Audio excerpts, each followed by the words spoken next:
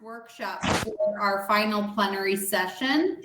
For New York has an amazing relationship with Rachel and New York State Problem Gambling. Am I saying the right name, Rachel? Sometimes I get it confused. It's a mouthful. It's the New York Council on Problem Gambling. The New York Council on Problem Gambling. And, you know, we're so lucky that, you know, Rachel is there so often and is always giving us this perspective. And it's really, really important to remember, you know, all the different types of addictions and all the ways that we can be in recovery. And she's always reminding me the correlation between, you know, different things you can be in recovery from, which includes gambling addiction. So just feel really, really grateful to have you guys here, Rachel and Jeffrey, and really looking forward to this presentation. As my amazing volunteer, Nancy Jones, said in the chat, please do type your name in with the type of credits that you want. And with that, I will turn it over to Rachel and Jeffrey. Thank you, Allie. And I have to say, we love working with you guys too.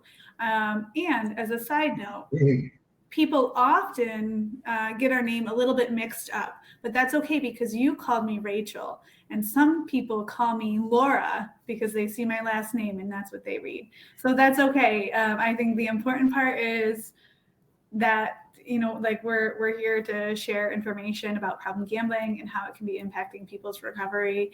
And, you know, that we get to share that with you.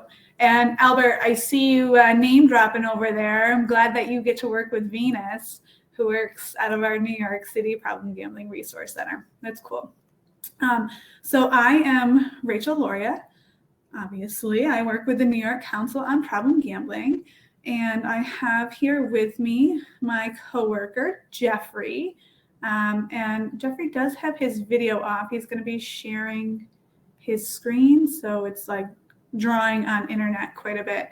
But Jeffrey, do you want to say hello? Hi, everybody. My name is Jeffrey Wiersbecki. I'm out here just outside of, actually, I'm in Buffalo right now, and I'm with the Western Resource Center here in New York State. So Jeffrey, are you sharing your slides right now? I am. I don't see them. Do other people see them? Can you guys, if somebody just type in the chat box if you can see them? Yeah, I don't see the slides currently. All right. Have you reset? If you can send them to me quick, I can pull them up. Rachel, do you want to pull them up on your computer? Yeah, I'll share. I have actually, it shows them on my screen that I'm sharing them. So. Well, how weird. That's all right. It is. Also, Jeffrey, if you did stop sharing them and share again, or if you refreshed your browser, that might help.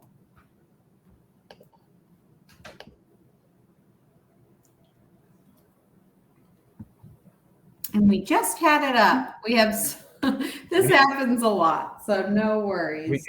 That's right. There we go. Can you see it? Is it mine? Yeah, I believe so. Okay. I think it's yours because mine is not loaded. All right. Let me just click on presentation mode. Oops.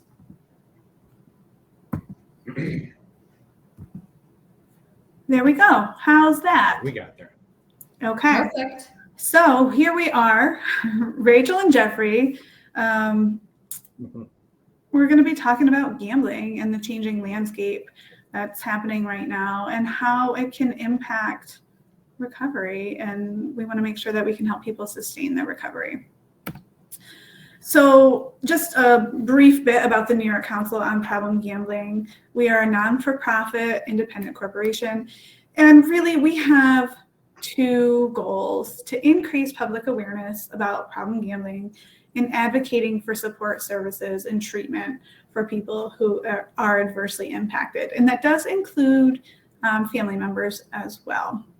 And it is important to note that we do maintain a neutral stance on gambling.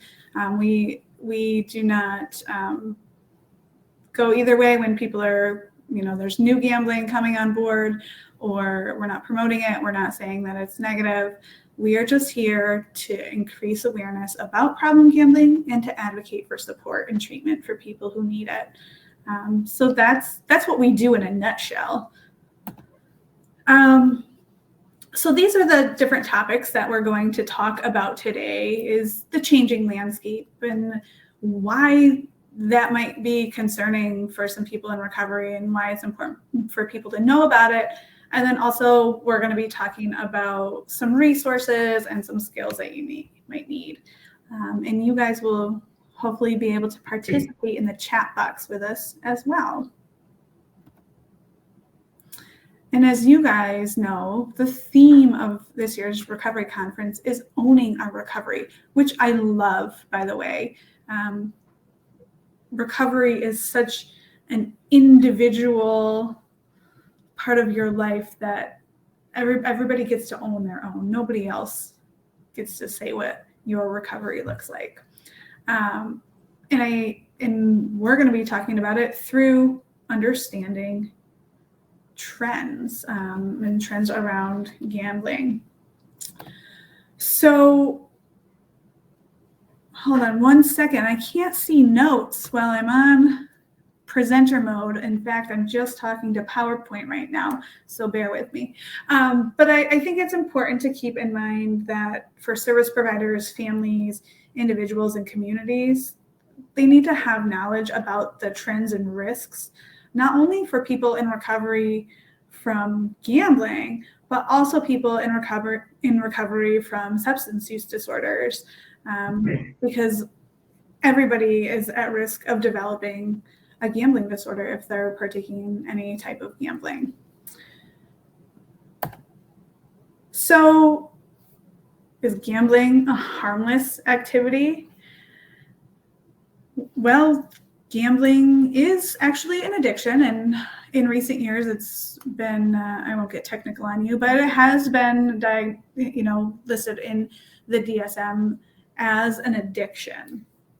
It was formerly under a different section in the DSM listed as a compulsive disorder, but it is now sitting in the DSM with other addictions.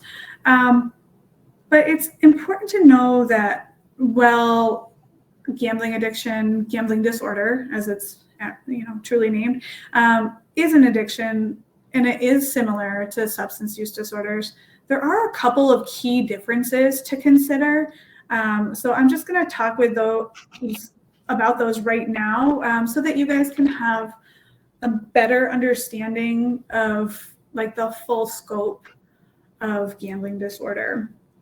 And I will say I'm going to be using the terms problem gambling as well as gambling disorder. And when I say gambling disorder, I mean like those criteria that are listed in the DSM.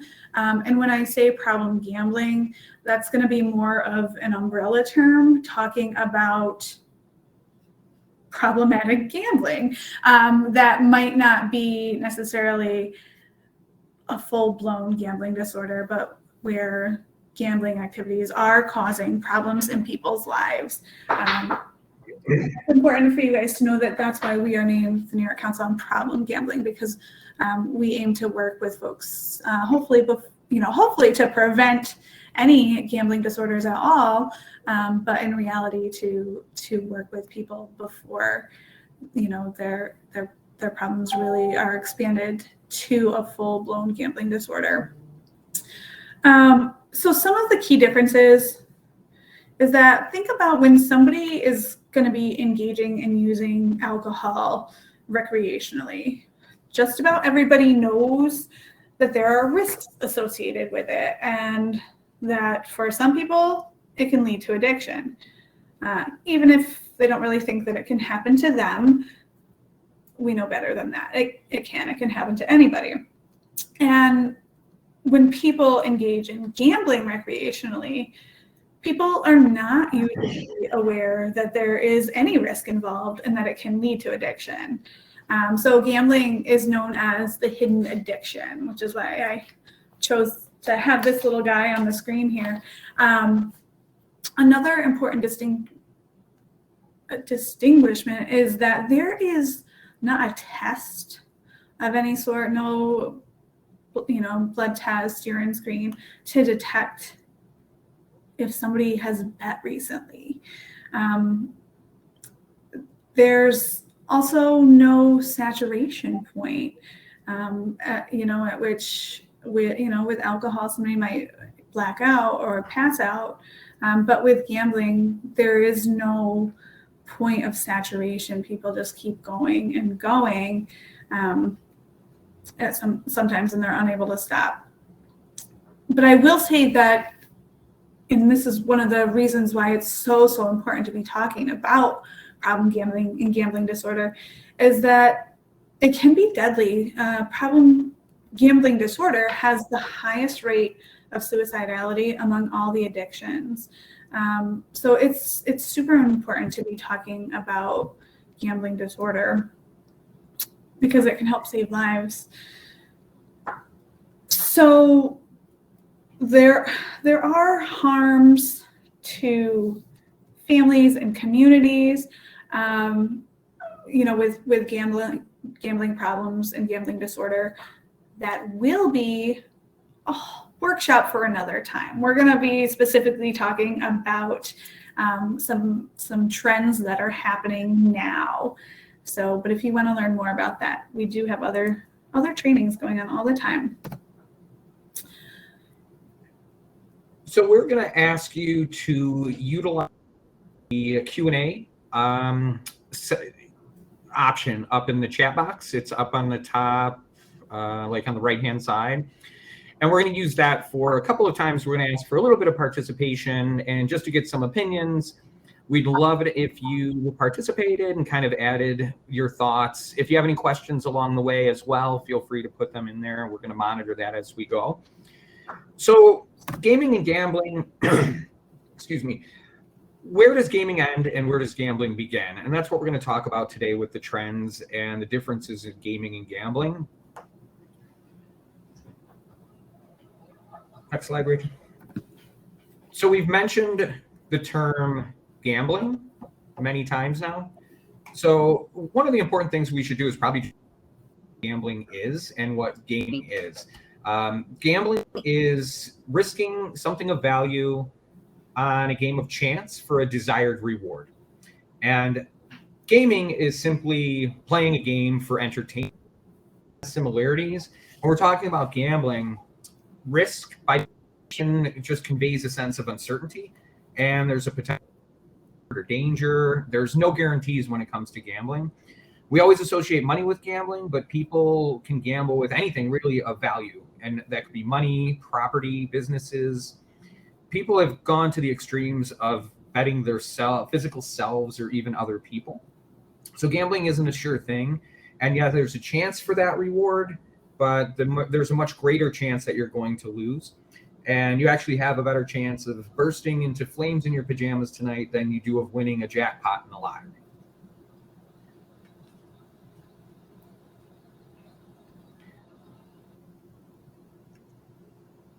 Next. So some of the similarities, some of the differences between gambling and gaming. Gaming, as I mentioned, is for fun. Gaming and gambling, some of the similarities could be it's a game. It's interactive. There's competition. But when we look at gambling, as we mentioned, gambling is a game of chance, whereas gaming, there's more skill involved. With gambling, you're risking something of value. And with most gaming, you're not. You're playing a game for entertainment and for fun. Both could be online, but gambling, you're wagering something of value, and there's a risk that you could lose that.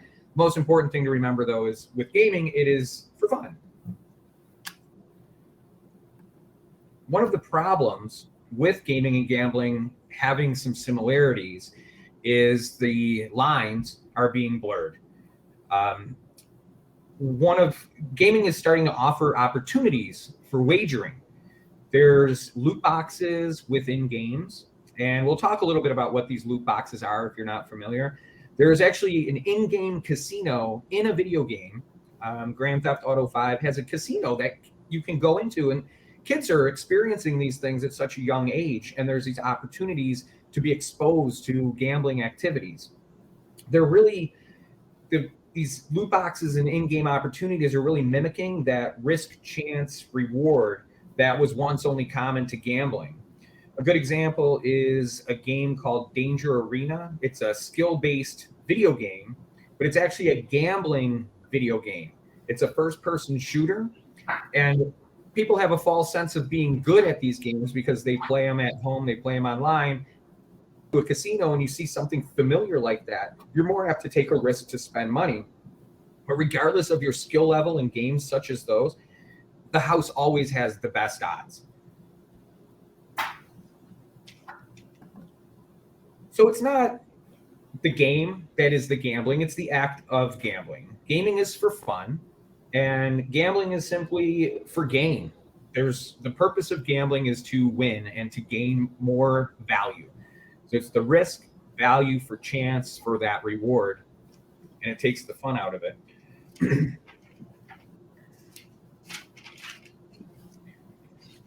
So semantics, we're just going to talk a little bit. Semantics is the branch of linguistics and logic that's concerned with meaning. And why would that be important? Because gaming and gambling, the two terms are often being interchanged. So casinos call themselves gaming facilities. But as we know, a casino is it's a gambling facility. It's really a risk, value, chance, reward facility, if you think about it. And that's not gaming, it's gambling. And why would that really matter? Because gaming being used instead of gambling, of normalcy and a feeling of a reduced risk when it comes to gambling. But the activity is still gambling, and it still is risky. In my area, I don't know if this is the same across the state. So if you want to throw something into the chat box here, I've been hearing a lot of advertisements for, and they're using the term wagertainment. So they're taking the betting right out of it, and they're calling it wagertainment. It sounds very innocent. It's a lot less harmful, but it's still gambling.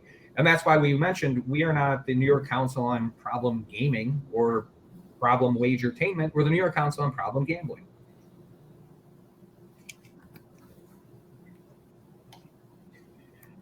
There are some current trends that we want to take a few minutes to talk about. So the next couple minutes, we're going to take a look at some current trends in gaming and gambling. And those are going to include gambling within video games, the esports, which is becoming extremely popular, selling out arenas around the world, mobile sports betting, which has been in the news a lot. Many states are passing sports betting laws, so legalizing sports betting, and eventually it's going to be on your phone, and we're going to talk about that. And fantasy sports. We'll talk about daily fantasy sports and that instant gratification. So gambling within video games, we have loot boxes. If you're not familiar with loot boxes, a loot is it's an item that players can purchase. You're using actual money, real currency, to purchase in-game currency or in-game valuables, which you can then buy these loot boxes. And the hope for these loot boxes is that when they're opened, there's something valuable to the game inside of this loot box. So you might open the loot box and there's a special weapon that makes your character more powerful. There could be more in-game currency that you can then spend on other types of items. And I can tell you from experience, my son started playing some of these games with loot boxes, and before I knew what they were, he would ask me for $2 here, $5 there. And I didn't know that's what he was purchasing. He was hoping that there was something valuable in that box. And when you look at that, a loot box is actually gambling because you're risking real money at the chance at something valuable being inside, and you're hoping for that reward. The social casino gambling, the reason that this can be risky, these are in apps or websites. People can engage in gambling activities while they're online. And one of the things that these social gambling activities online has done is exposed people who normally would not get into gambling or wouldn't go into a casino. They're hopping on their phones, they're hearing about their friends, and they're logging into opportunities to start gambling. Some of these are free, and they offer a free opportunity to play for real money. But eventually what happens is the opportunity becomes, we'd like you to use real money. You've been doing so well. And these types of online opportunities are not regulated. So the payouts aren't regulated. The number of times that they pay out is not regulated. And people get a false sense of being able to win and cash in on these because they're playing online. The video games in casinos, casino video games. So video games are placed in casinos that you can play while risking money. And this goes back to the first-person shooter type of game. They're typically, if you learn how to play a game online or you learn how to play a game with your friends, if you walk into a casino and you see something similar to that game, you believe that you're going to be just as good at that game. But as we know, the odds are set up against us when we step through those casino doors. When you walk into a casino, they don't have multi-million-dollar lobbies because they're losing to the bettor.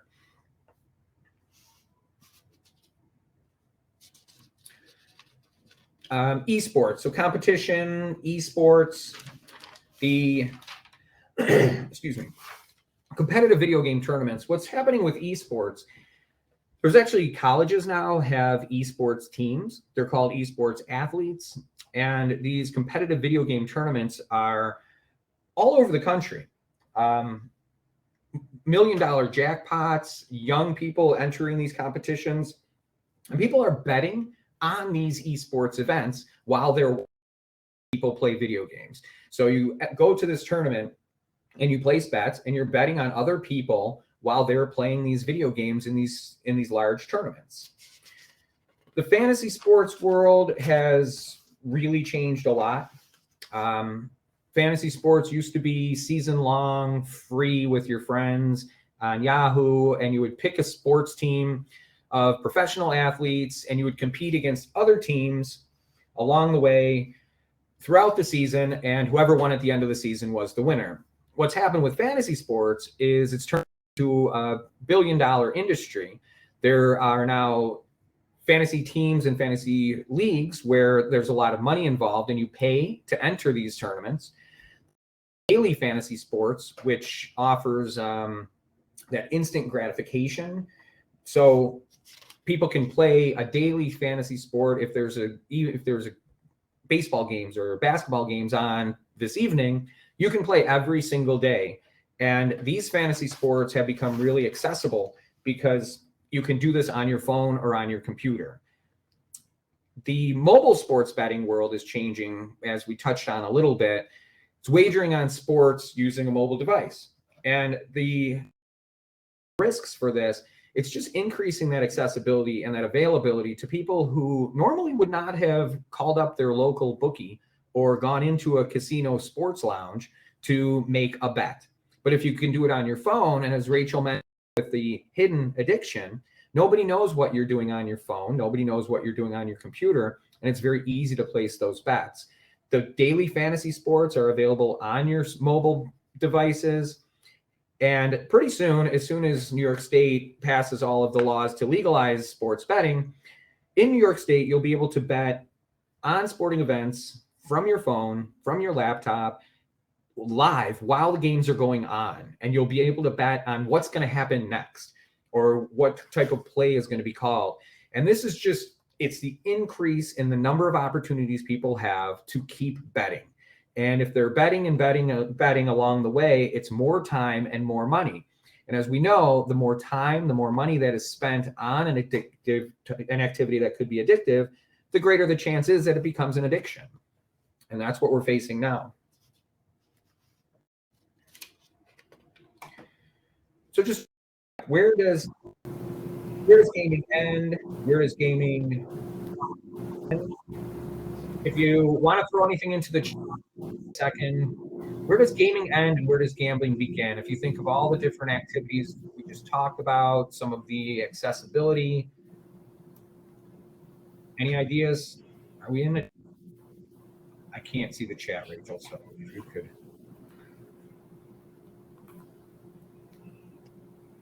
So the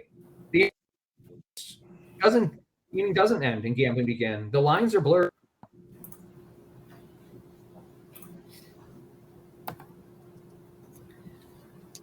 So let's bring this all back to owning our recovery. And an important piece of that is knowing the risks. There are things that can be done to reduce people's risk of developing a gambling problem. And recognizing that gambling can become problematic for some people is the very first step to that.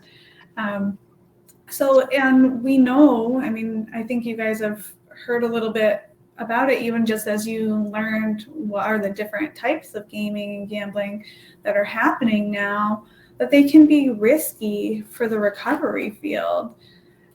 We're all familiar with transference of addictions and or unhealthy coping behaviors, but most people don't consider gaming and gambling to fall into that category of a risky behavior. We've seen how normalized gaming and gambling has really become. And the more socially accepted they are, the more likely individuals are to become involved in them. And I think when Jeffrey was talking about like the social casinos, that was a perfect example of that, where somebody might not be interested in going to a physical casino. If they can play those games online with their friends in the comfort of their own home, they might try it, especially if upfront the message that they're receiving is that it's not going to cost you anything. And especially, knowing how gambling works and then can go into problem gambling, in the end, it costs a lot, and not just money for anybody who goes on to develop a gambling problem or a gambling disorder. And we know that young males are at the greatest risk, but no one is immune. And especially now as we're seeing more and more expansion of gambling, especially in New York State right now, it's so important to be aware of the risks and talk about the risks so that we can help keep people safe.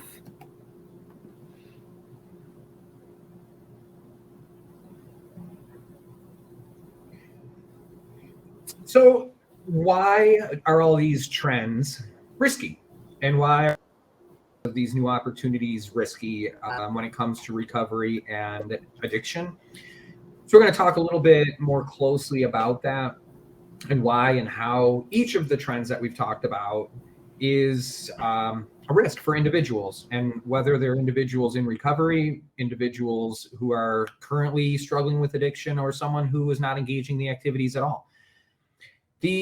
So social casino games, and we're talking here about both the free and the paid ones. And these would be the ones where you download on your phone and it's a free opportunity to play slots and you're winning money. And sometimes they give away free prizes, or you can play for real money, even though you don't pay. Or the paid games where you are actually funding an account and you're playing these casino games online. But it's a gateway activity. And these social casino games, especially on your phone, they begin to condition the individual to play gambling activities in games like poker or roulette or slots. And you're being conditioned to play these games, and that can increase the chance to participate in the real gambling activity for money. And many people who might not have done that are now opening up opportunity for that risk. Now, there's also differences in the payout. Free and paid games, as I mentioned, they're not really regulated the same. There's a false sense of community. people tend to kind of get lost in an online community. A great example is like Facebook, especially when something like Facebook became really popular. That must have been like 15 years ago now, but people had 100 friends or 200 friends. I mean, I don't probably have 4 friends for real, but on Facebook, you have that false sense of community. And these online casino games are offering that same type of community. And it's people doing similar activity to you. And they're betting and they're gambling online, and you're part of something. And that can be very risky for someone in certain situations. The gambler's fallacy is that belief that you're going to win. And that's where people are getting into trouble with these online games, because you do win more often when it's free.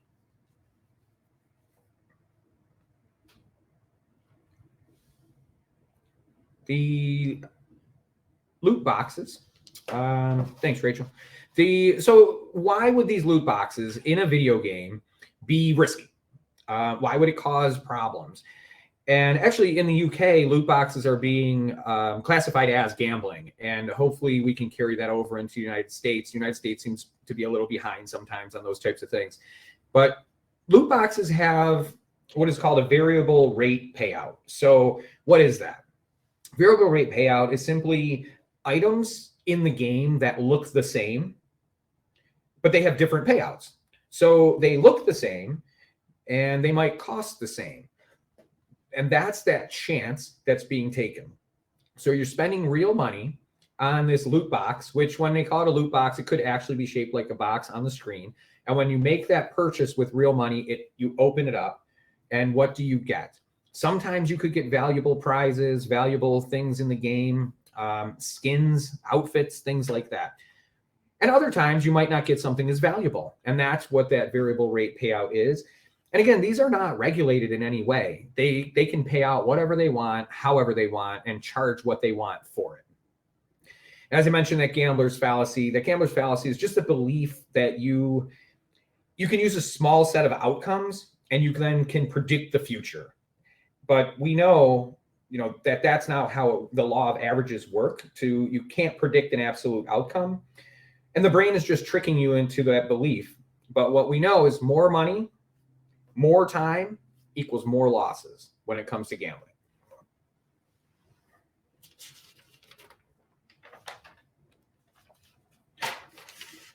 The trends in sports gambling, the risks, one of the things that's going on right now, especially in New York State, because of sports betting being legalized, is it's being talked about. Sports betting is being talked about in all sorts of public forums, and it's really not being talked about in a negative way. It's being normalized, it's accessible, it's viewed as a revenue source for the state to balance the budget. They're going to use the money for education. And it really just becomes very common to hear people talking about sports betting. But there's very little happening to address the increase in risk. And as we know, increase in accessibility and availability increases the risk. The reason this can be troubling for someone in recovery is someone in recovery may participate in a type of gambling activity and not even realize that they're taking. Gambling used to be looked at as a safe activity. Now, the availability of gambling, especially in the past years in New York State, we've just seen an exponential increase. We're getting a lot of feedback right now. Maybe Rachel, if you mute. I think that was it. Thanks, Rachel.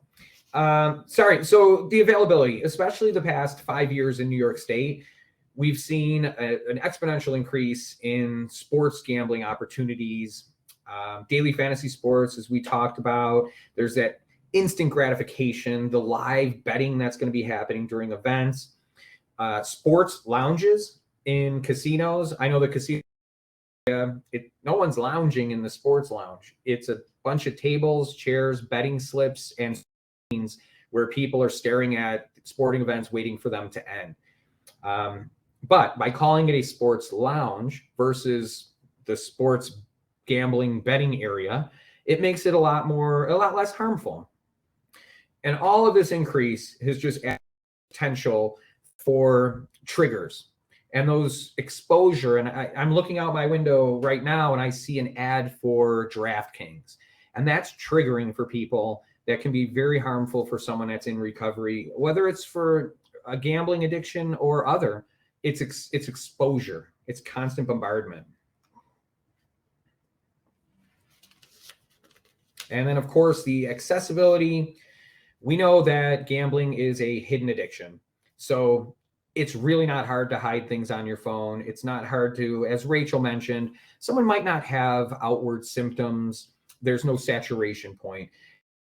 All of these things combined, all these new trends, all these new risks just add up to an increased risk for addiction and for someone who's in recovery to fall out of that.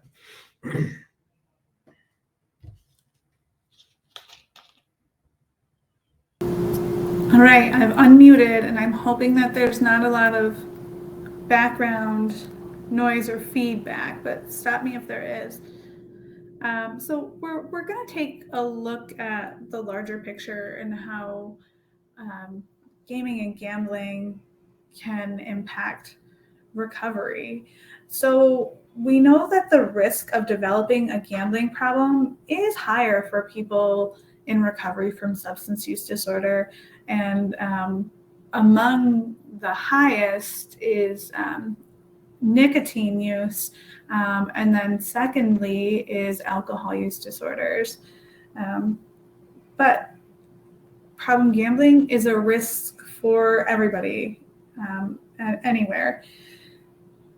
So it's important to realize that, like, taking a pain medication for an injury, engaging in gambling can also lead to addiction without you ever intending it to. You know, we've heard a lot of stories from people who start out taking a medication and then they become addicted to it. They don't intend for that to happen. They're taking it to ease this pain. And for a lot of folks, with gambling, they gamble because it's fun. They gamble because their family is doing it. And, you know, like they started doing it when they were young and because people around them are doing it.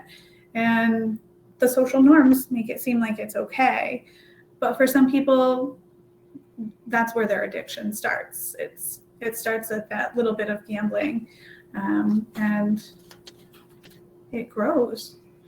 So things like scratch offs, placing bets on an sporting event, picking teams in fantasy sports leagues, taking a chance on loot boxes in a video game, all sound very benign.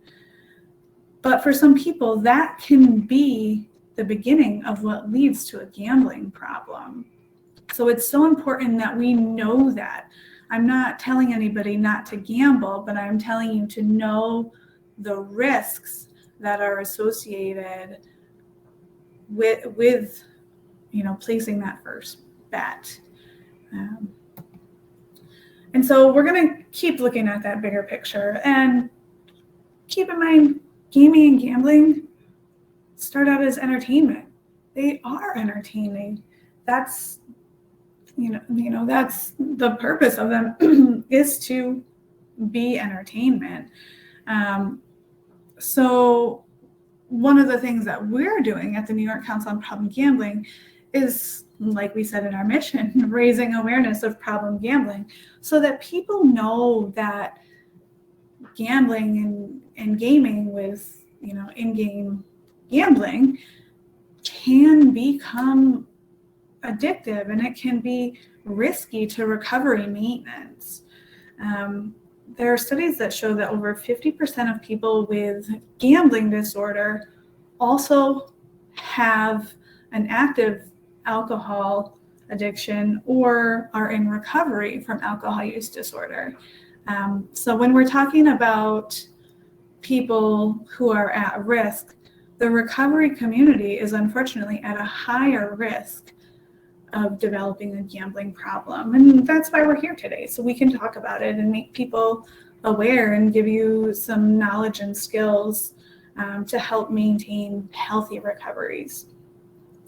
And we also know that gaming and gambling disorders have some oft occurring mental health disorders, not unlike substance use disorders. And the most common for both are anxiety. I bet you guys could guess number 2. If I could see the chat box, I bet somebody's going to be typing in depression, ADHD, and those are the top 3. And then also for gaming disorder, autism spectrum is also among the most common. Autism spectrum disorder. My notes were poor there. So for people living with one or more of these mental health disorders, gaming and or gambling seems like a positive coping mechanism or a solution to some of the symptoms that they are experiencing. But if there's not a healthy balance between gaming or gambling as a coping mechanism, what once seemed like a great way to cope starts to become problematic in and of itself. So let us ask you, and Jeffrey, I hope you can read the chat box. Do you regularly screen individuals for gaming or gaming problems? Or if you're not in a position where you're working with individuals, have you ever been screened?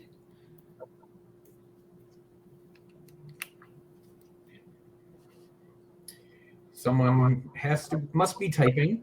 We'll give you a minute. Do you screen for gambling problems?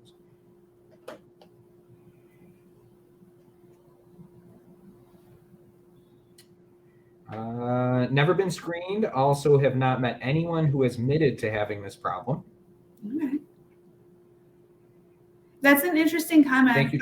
Oftentimes there's a lot of shame and stigma around gambling problems.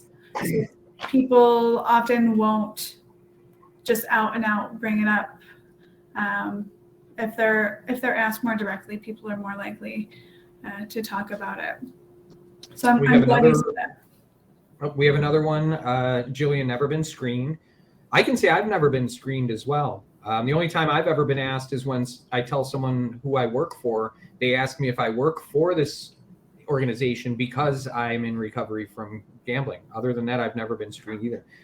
Primarily seeing folks with substance use disorder. Probably some of them struggle with this too. I just don't hear it talked about often. Thanks, Chelsea. Yeah, and I think that's one of the points.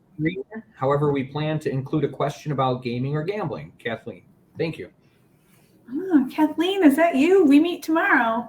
Yeah, and I think that's one of the purposes of us being here today is to encourage you guys to screen people for problem gambling. And we'll talk about what the screens are, and it's very simple to do. And I think another reason people don't screen a lot of times is one, because they don't know that they could be or should be. And then two, what do you do with somebody if they say answer, yes, I do have a problem with this. So we'll give you that information as well. We won't just make you ask a difficult question without giving you the resources to help.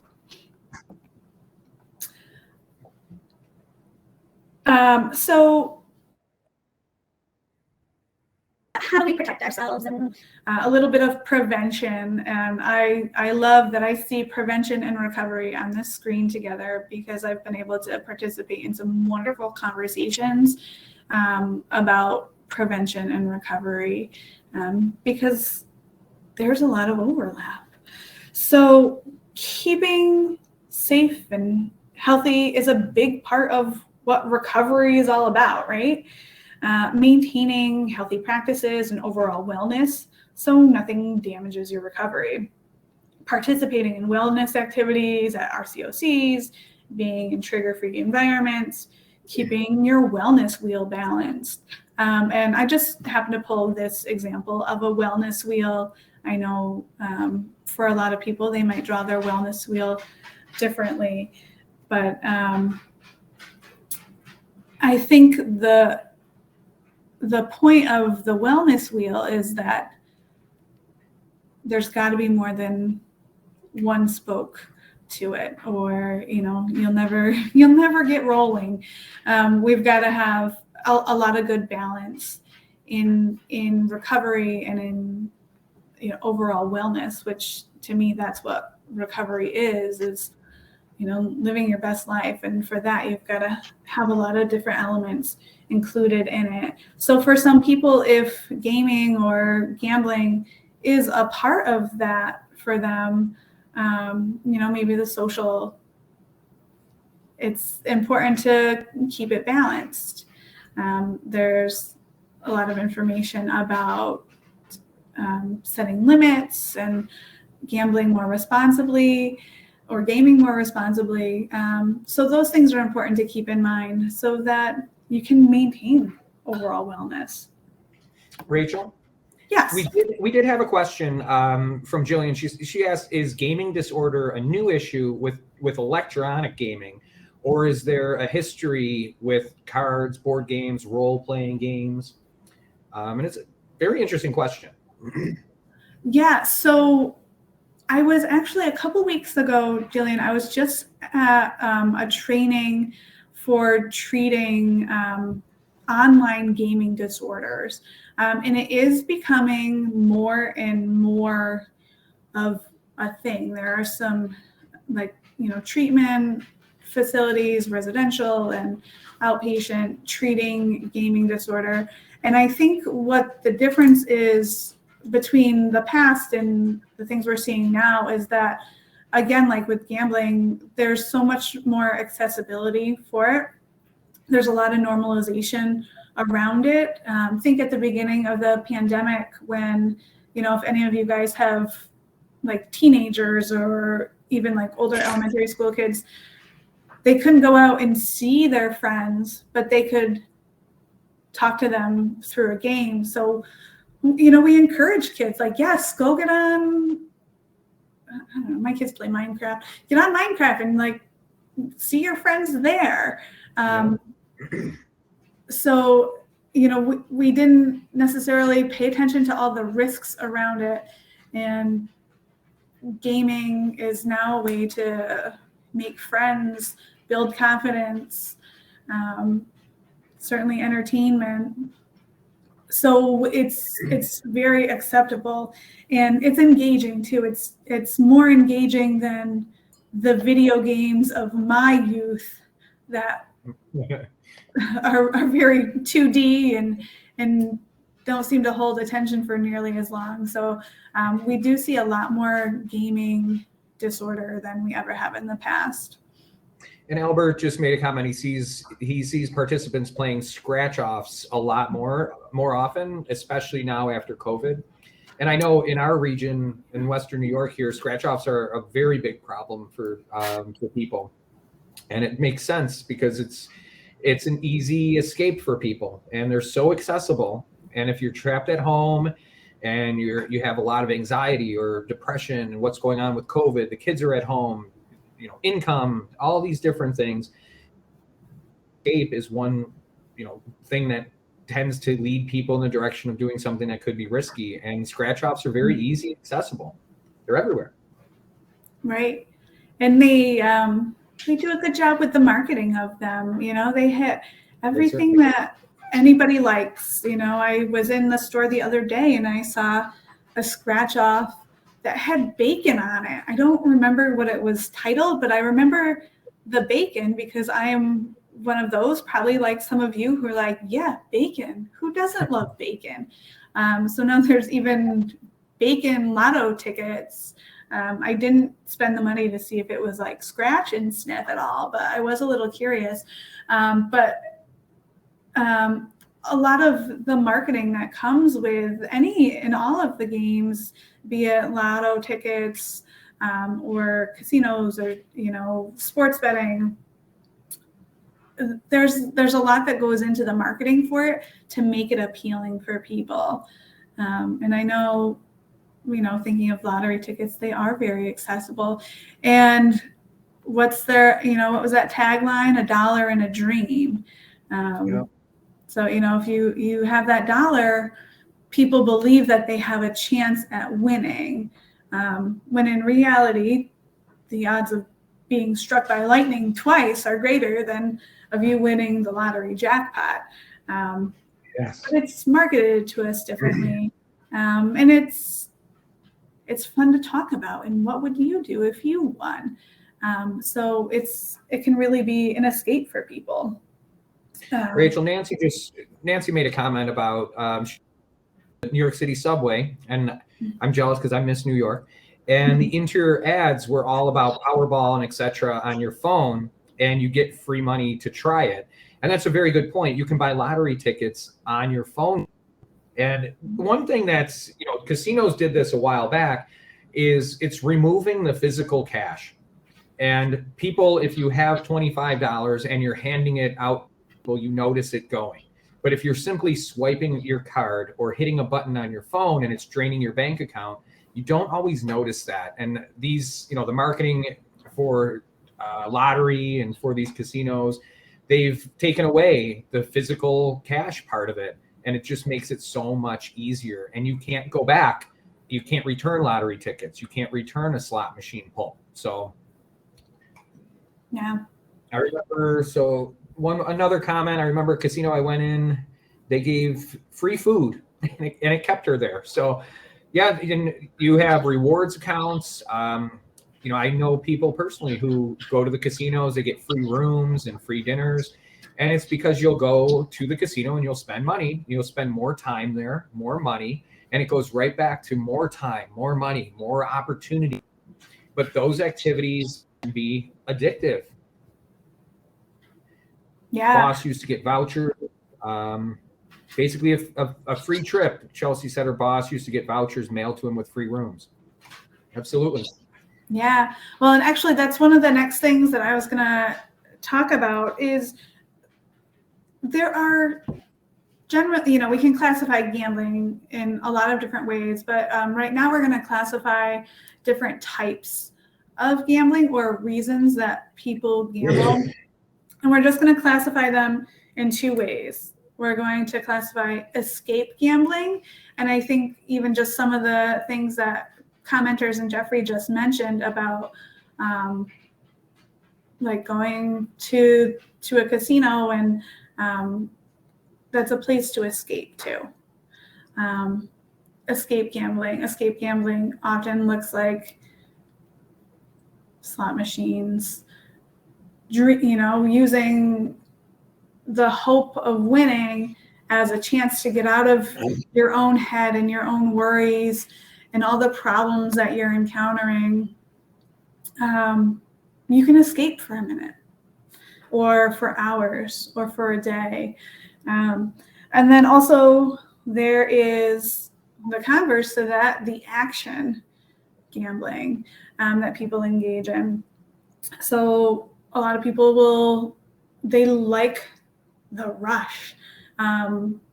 Action gambling looks a lot more like in-game sports betting and, you know, betting on the coin toss and betting on the first play and the second play and, you know, like how many calls are going to be made and that continual action. And that's the dopamine rush that people are getting. So think of that wellness wheel. Go back to that in your mind, if you will. And you don't have to use the exact wellness wheel that I was using, but your own version of it. And think about some some healthy alternatives for, let's first start with specifically escape gambling. So for somebody who's using gambling as an escape, a way to forget about all of the things that they're dealing with. So I can't see the chat box right now, so I feel very awkward in not being able to read anything that might be coming in off the screen. But tell me some healthy alternatives to gambling for somebody who might be engaging in escape gambling. I'll keep an eye on it for you, Rachel. All right. There's a conversation going on about Rachel? Brainstorm ideas for how people can escape instead of gambling. Give me some healthy alternatives. We have visualization or meditation, reading, exercise, hobbies like reading, exercise. Things like hiking, movies, getting lost in nature. Nature walks. Yep, Albert just said take long nature walks. Be mindful with your self-care. Maybe not escape, but be mindful. Be creative. Baking. Ooh, that's fun. And you notice a lot of these are outdoor. They're feel good. They're activities that make you, they're enjoyable, make you feel good. Not sitting in front of a computer hitting a button. Yeah. You know Real what's one that I like for escape gambling that I've gotten my children into with me too is coloring. We recently got some of those like fine tip gel pens and the coloring books. Holy smokes, what a great escape. I love cooking with my kids. So let's make some spaghetti sauce, whatever, just, a distraction, but it's fun. And it's Chelsea said, real connection with family and friends and, with drawing and coloring. And a lot of these activities are just bringing you closer to someone else and making your time valuable. Puzzles, that's a fun one. Yeah. Frustrating sometimes, but fun. At the workshop I attended this morning, they were talking about using different arts as coping, and that's huge. And I think especially for people who are, using gambling problematically as an escape, those are awesome ideas. So now we're gonna switch gears a little bit. Same question, but with action gambling. People who are looking for that rush. What are some healthy alternative activities for people who are gambling for the action?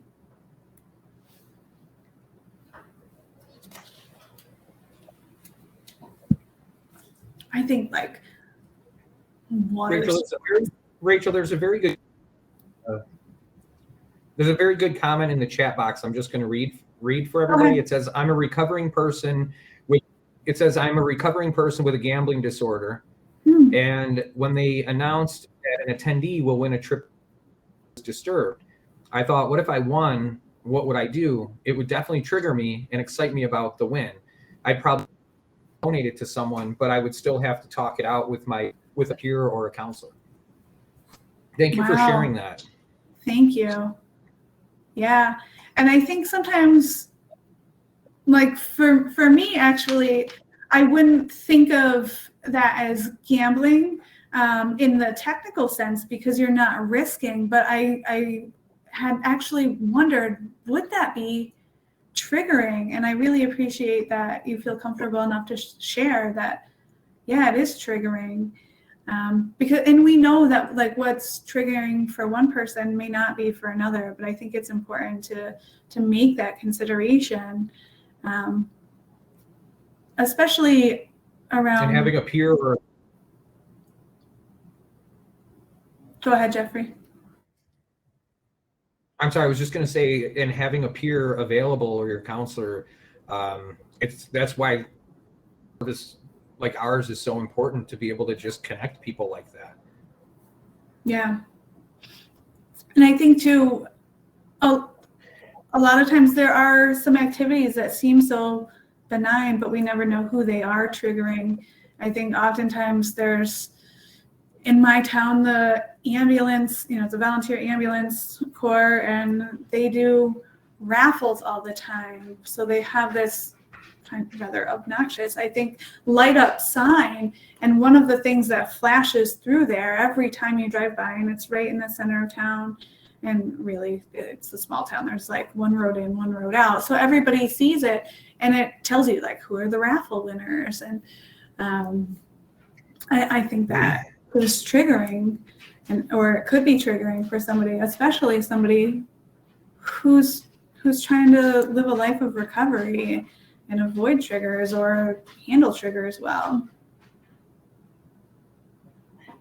And somebody also just commented that recovery centers frequently use bingo as an activity. And that just reminded me when we talked about gambling being a hidden addiction, and where you made the connection between alcohol and substance use and gambling. Someone could be in treatment for substance use, also have a gambling problem, but it's not being addressed, or because of the stigma we've talked about, it hasn't been shared. And an activity like bingo could be very troubling for them. Yeah. And I think one of the things that we didn't talk about, but is a reality, is that a lot of the stigma around gambling disorder or problem gambling comes, sometimes it comes from the recovery field. And of course it comes from, like the whole population. But some of the folks that I've talked to in recovery, it seems like there is sometimes a hierarchy of addictions, and like, well, mine is worse than yours, and well, yours was only gambling, why didn't you just stop? Mine was a chemical. But I think it's important to recognize that with gambling disorder, there are also those chemical changes happening in the brain.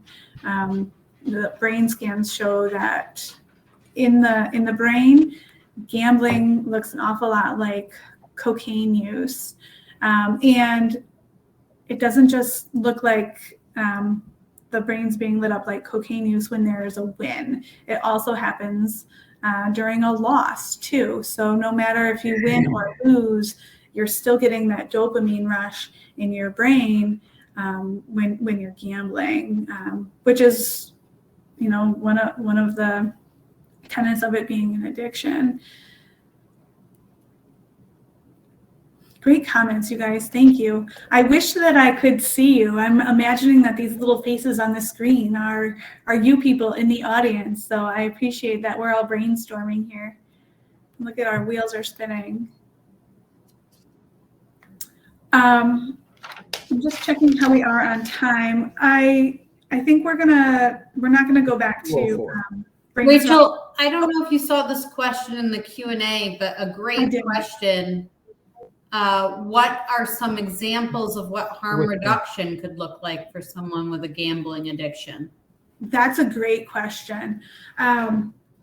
So I left clinical supervision. We run clinical supervisions for clinicians that we refer clients to on a monthly basis. And that's one of the topics that comes up often is harm reduction, because when somebody's in treatment and they're seeking recovery, we know we want recovery to look like what they want it. Again, owning your recovery. It's not your therapist's recovery. They've got their own stuff going. So for some folks, they're not ready or willing or motivated to stop gambling, but they would like to mitigate some of the harms that gambling is causing in their lives. So harm reduction in the problem gambling world is real. Most often people are setting time limits and dollar limits for the amount of time that they spend gambling. There are some tools that you can use to do that, and I think they complement other treatment nicely. There is a Visa credit card called TrueLink that I think is a really neat tool for somebody who's trying to like reduce their gambling, and you can use it for other populations as well. But with this credit card, somebody manages it for you on the back end, and you can turn off and on places that you can spend with it, and dollar limits, so that, you know, like most people have a credit or debit card on them all the time, and that's how you spend. And you can use that. So if you're if you want to set a limit for how much you're going to gamble, then, you know, you can set it that way. That makes it probably easier to monitor than, okay, I have cash in my pocket, that's the only cash I'm going to gamble, because we know it's fairly easy to get more cash out. But for folks who want to do, you know, like a cash method, making sure you stick to that. Don't bring cards with you if you're going to gamble. Harm reduction, kind of, you know, back to that prevention and recovery where they are so aligned. Harm reduction often looks a lot like responsible gambling. And it's about like setting those limits and figuring out what risks you're willing to take, and knowing, okay, if I do take this risk, what is that chain reaction that's going to happen if I win, if I lose. So it's harm reduction is something that comes up a lot among the clients that we're working with, because not everybody is ready to totally stop, and that's okay. And that's, you know, harm reduction can be a big part of some people's recovery. So it's important to know that it exists, it works for some people. So it might be for someone you're working with.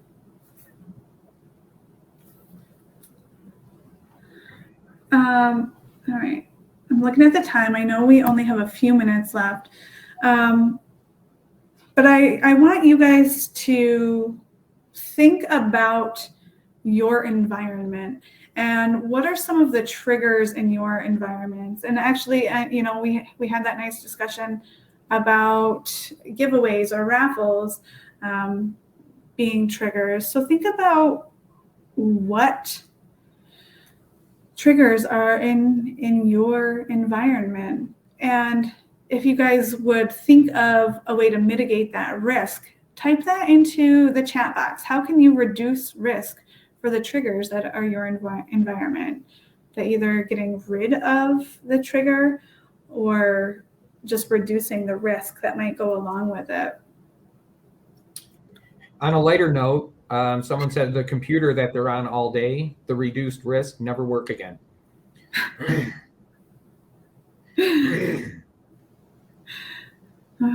Well, screen fatigue. I sure feel that at the end of the day. And that's it so far.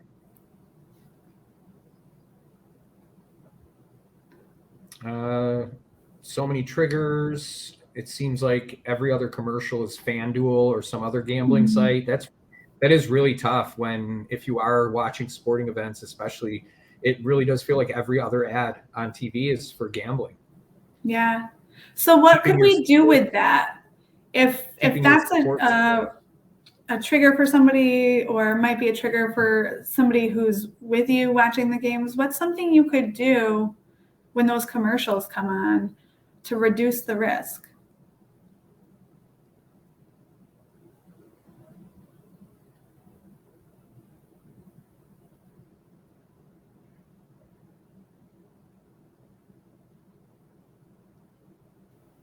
I feel bad. I have a privilege that everyone else doesn't have to start talking, but you know, I've often thought of an advocacy campaign if there was a way to opt out of commercials. It'd be amazing. There would be. So we have turn the channel and walk away. I talk about in the long run how we're the ones who lose, even though we might win at the beginning. Call a peer or a sponsor. Definitely great ideas. Yeah. Oh, those are great ideas. And I like that, you know, you guys as a group came up with different responses to the same trigger too. Because I think there's always like more than one way out. Thank you, guys. Find new hobbies that get you away from the TV or the computer. DVR the game and fast forward through the commercials. It's a good way to get through the commercial. I like that one because you only have to start like 15 minutes late to avoid the commercials, and then you're not really missing the whole game or behind, you know. No spoiler alerts needed when you go to work the next day. So for those of you who were in the room earlier, you heard me mention that you might see Ghostbusters. But our note here was, if you come across somebody with a gambling problem, who are you going to call? And so really, not Ghostbusters. If you come across somebody who is maybe at risk for a gambling problem and you want to know who can they talk to, if you're not that person, if you don't have the information, that information is out there, and we're going to tell you who. And I'll give you a hint. There's some alphabet soup for it, but it's PGRC, and it stands for Problem Gambling Resource Centers. So if any of you guys are located in New York, what do you know about your PGRC, your Problem Gambling Resource Center? I know Albert does because he knows Venus, and that was cool. Now I can't see anything that's happening in the chat box. I only see my own slides. So hopefully other people are typing in. Kathleen said they're lucky to have a provider in Rockland offering services. Awesome. Yep. Yeah. So your local PGRC, local Problem Gambling Resource Center, we, as Rachel mentioned at the beginning, we have two goals: raise awareness of problem gambling and connect individuals and families adversely affected by gambling to the services and the support that they need. So in the interest of time, I'll just real quickly say your local PGRC, if you're in New York State, they're all across the state, can provide you with printed materials, resources, problem gambling trainings, much like this one. We have an amazing network of private practice clinicians that can help folks who are ready to begin their road to recovery. We do, of course, want to meet clients where they're at. So we do also refer to GA, Gamanon, Smart Recovery. We also refer to Oasis facilities, whatever's best for the client at the time that they contact us. We want it to be as easy of a process for them as possible. And you can get all of our information. You see the nyproblemgamblinghelp.org at the bottom of the graphic there. And that's where you'll be able to find your local Problem Gambling Resource Center. It'd be a great time, just reach out and say hello, introduce yourself. We love to hear from new people from all over the place. And I do just want to mention one of the most unique features of what we do. As you can imagine, financial problems are usually one of the big things that happen when it comes to gambling problems. And if there is a high copay, if they don't have insurance, if the client doesn't want to use their insurance, possibly because their work might find out, whatever it happens to be, we will cover the cost of that counseling for them. And we will also cover the cost of counseling for their family members. So, and there's no set limit on the number of, it's not like an EAP where they get 3 visits. This is between our clinician and the client of what treatment plan works best for them. And they've all been our clinicians have all been trained through New York Council on Problem Gambling. We've met them all personally, and we stay in very close contact with them to make sure we have the best available for the people who reach out for help. And I do want to mention that we also have a family group, which is fairly new. It's once a month, and it's for loved ones of someone with a gambling problem. And they use craft techniques and really just to teach understanding of the problem and techniques to really just promote positive relationships within that family and that dynamic. So if you guys encounter somebody who might have a gambling problem, who are you going to call? the PGRC. And again, on their website, there is phone numbers for each regional center because resources are local. So there are 7 centers across the state. And then also the New York Council on Problem Gambling. We do all sorts of training and awareness activities. And all right, hold on, it's not my next slide. But so these are resources to go to for anybody who may be experiencing problem gambling or who wants more information. And then there's also a few resources for somebody who might have a gaming problem.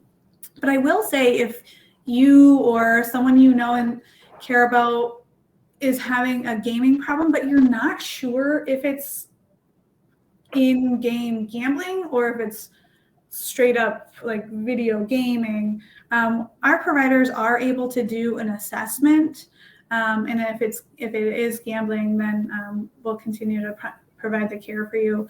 At this point, if it is determined that it is a gaming only disorder, it's not something that we're able to provide treatment for, but we can make referrals to you to other services. And Olga, Online Gamers Anonymous, and Olga Non are wonderful resources. And actually gamequitters.com is another really great resource as well. So I'd encourage people to check those out. And I mean, this is, I guess, where we're at our it's a commercial. We have our conference coming up next week. Our theme is People, Purpose, and Passion. Visit our website, get on there. We have a scholarship code for folks in recovery or anybody who needs a scholarship. The conference is $20. It is virtual. And you can, like this conference, you can come and go to the sessions that are of interest to you and you're not tied to the whole thing. So I hope to see you guys there. Thank you so much for being here. And I love the discussion that